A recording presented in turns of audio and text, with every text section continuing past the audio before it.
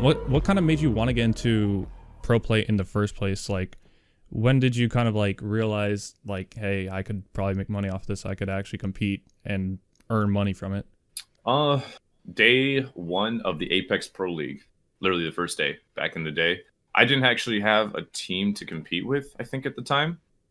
Because it's a ton of people. I mean, there were like several hundred people that were basically queuing Q snipe scrims to like try to see what could happen with it. Because some Mhm. people were at this time, some people were already getting signed to teams, and people were like, oh, okay, so this actually might be like an esport. Uh, Day one of the Apex Pro League. Again, if you, I guess if the viewer, whoever's watching this, doesn't know what that is, very quick. That was like it was a Discord for Q snipe scrims that had like an automated bot that basically would tally your points and stuff like that. And it was pretty much the only way we could actually get together and like scrim and kind of have like a league, because we realized the normal Q snipe scrims people weren't playing seriously, but we figured, hey, maybe we have a league, and then we take this league, like take the results, bring it to orgs. A lot of people actually got signed off those scrim results. So a lot of orgs were actually looking at that. So day one, I filled for Monsoon's team when he was WBG with Bert and Urban. Bert couldn't make the very first day of it, so I filled for Monsoon. I knew Monsoon from a previous game. We weren't like close. I just knew of him, and because we competed against each other. But they needed a fill, and I was like, yeah, I don't mind filling. And we won. It was 6 games a night, and we won every single game. Every single game with like decent amount of kills too. Like we actually just destroyed everybody, and we got off to I think over more than doubled and tripled second and third places points.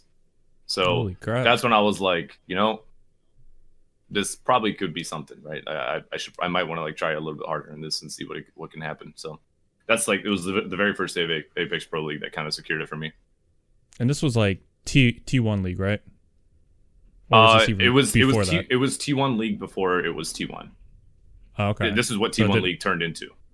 Oh, okay. Yeah. So I never really got into competitive prior to season 2. I kind of started in season 3 with Stomps, if you know who he is, and I just remember every day, 6 roll would just count down for us every day, and you'd either say happy birthday to Noko or just call you a boomer, and then we would just be on with the the scrims, and it was just hella fun.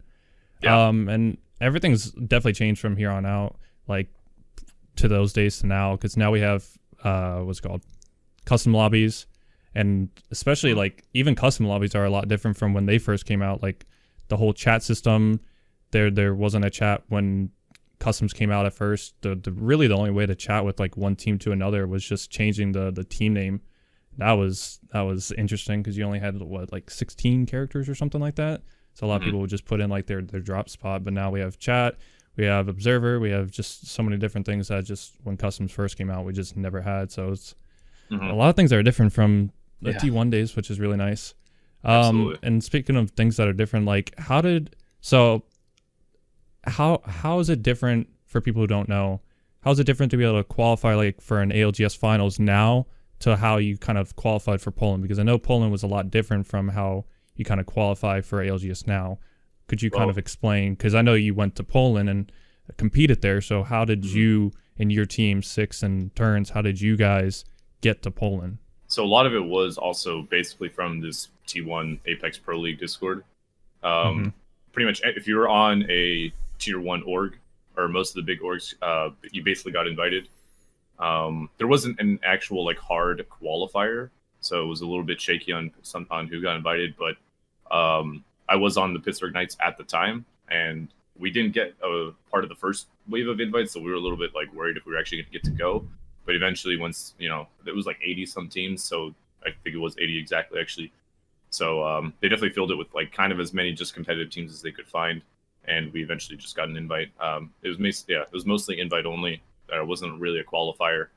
But now with ALGS, obviously that was the preseason, so that was meant to be like an intro, and then it's definitely probably a better system now, at least for the average person if they want to get in and see what they can do. It's a lot more inclusive for sure. Yeah. How did you meet Turns and Six prior to Poland? Six I knew from the game that I used to play before, which was Realm Royale, the battle royale that I played before. I wasn't like a big name in Realm Royale, but probably most of the community knew me. But like I wasn't like, I was like 30, 40 viewer average in that game. But that game in general was pretty small. So, but I knew Six from there. I competed against him. He's shot on me multiple times within the pub games. Same thing as Monsoon. I knew Monsoon from there too. So I knew of Six, but we never like talked. We just knew of each other, kind of as competitors. So when I got the opportunity to join the Pittsburgh Knights, they gave me the freedom to find my own team. So I went, and Six and I at this point have already been friends because we play after Realm Royale kind of died. Him and I started to get closer. We used to play games together like Blackout, all these other things. So I went to him because I knew he was generally just a really good, mechanically gifted VR player. So I was like, hey, let's see what we can do. And then we basically just went through a bunch of tryouts in the T1 Discord, looking for people. And Turns was certainly a good fit for us because we kind of like me and Six are kind of definitely very heavy on the IGL side. Like, we think a lot. We just kind of wanted a hard fragger, and Turns at the time definitely filled that role for us. And it's kind of crazy to see you guys all go your separate ways kind of after a couple tournaments, and literally all of you guys have found success. You have been like the probably one of the most notable coaches within the Apex Legends scene altogether, no matter region restricted or not. Six won a tournament, an ALGS tournament with Bowser and Nicewig, and then you have Turns, who came in second with SF, I believe, in OT2. Should have got first, but man, TSM just powerhouse at that time, powerhouse. So it's really nice to see you guys all kind of go to Poland together. You guys all became friends, and then you guys kind of all go your separate ways and all find success in different respects. Yeah, that's for sure. I was sorry, I didn't mean to cut you off, but I was no, go ahead. I still love the boys. We didn't go our separate ways because we had like any bad blood or anything. It's just one of those things that sometimes it's easier to find a team when you're a solo. But I'm really happy that they turned out doing well for themselves as well. And I know that you kind of were talking briefly about how you were able to kind of pick your team with the Pittsburgh Knights. For people who want to be pros now, and they want to be like under an organization banner, do you have any kind of like tips for them to be able to stand out? That could be like, oh, this team is probably, we want to sign them more than this team because of X, Y, and Z. Yeah, it's the landscape for that is a lot different these days because you no longer really have too many orgs looking to get into the game in terms of just signing up like, hey, these three guys they're free agents, they're really good, let's sign them. At this point is pretty much who's the teams that already exist, who's an individual. Like, teams will be shifting constantly, especially after big tournaments. One player might just not really mesh well with them anymore. That's just the nature of sports and esports in general. So probably my biggest advice is just pop off as much as you can on an individual level. Even in the current scrims that exist, if you're constantly on a team that might be that you're constantly killing, like, pro players and whatnot, and you're being generally respectful, not being an asshole on like social media or something like that. But if you're doing really well in scrims, you don't have to be winning, but if you do enough to at least impress the existing pros or whomever, when the time comes when they need somebody, we all go down lists and we think about everybody that's in the scene and we think about who would be a good fit. So just work on yourself, be the best that you possibly can be, pop off an ALGS. Obviously that usually looks very good.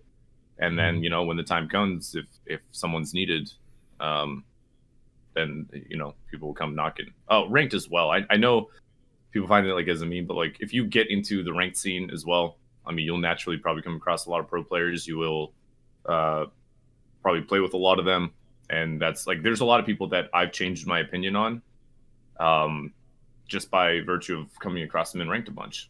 So they've always like, either they absolutely like dumpster me out of the blue and I'm like, wait a minute, this guy's kind of nuts. That happened with a couple of people actually, where I'm just like, wait, this guy's pretty cool. And then we've gone to either team or maybe potentially talk about teaming. So just be your best, pop off as much as you can, stick to the grind, and keep your ego low as you're doing it.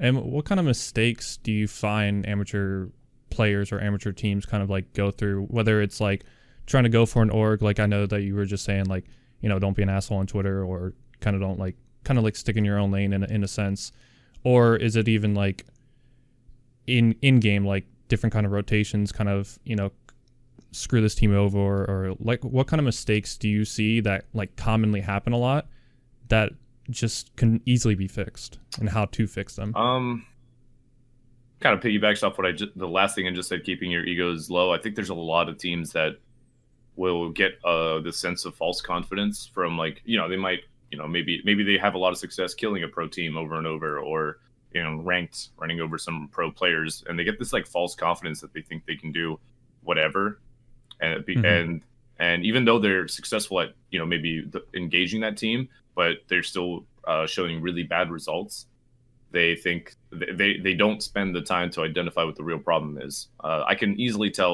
differentiate when I'm playing what a good team is and what a bad team is, literally based off of a push.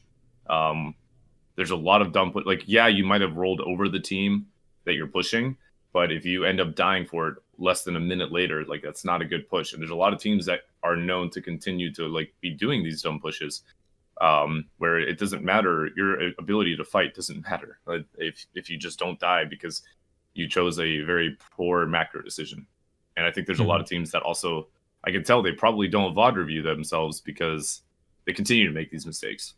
So that's why I'm like, I do think people get like a false confidence and an inflated ego from winning fights that necessarily don't even make sense for them to be pushing, right? They're band-aiding a smaller issue rather than tackling the big one at hand. So definitely VOD reviewing and actually exploring the root cause of why they're not doing well.